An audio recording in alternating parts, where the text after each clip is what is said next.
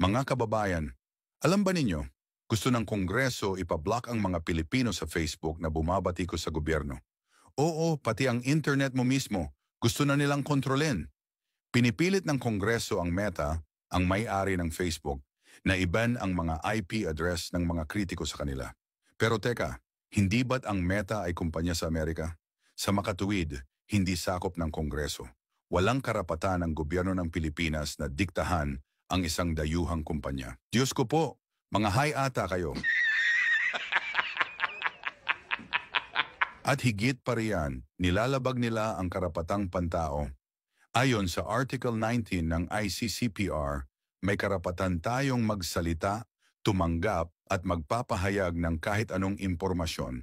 Nasa saligang batas din natin yan. At kahit sa Universal Declaration of Human Rights, bawal ang ganitong klaseng paninikil. Mga kababayan, kapag pinayagan po natin ito, sino pa ang isusunod nilang patatahimikin? Hindi lang po ito laban ng mga kritiko. Ito po ay laban nating mga Pilipinong may boses. Hindi dapat ginagamit ang kapangyarihan para itago ang baho ng mga politiko na gahaman sa pera ng bayan. Anong sabi ni Manong Ted Filon? Hoy! Gising!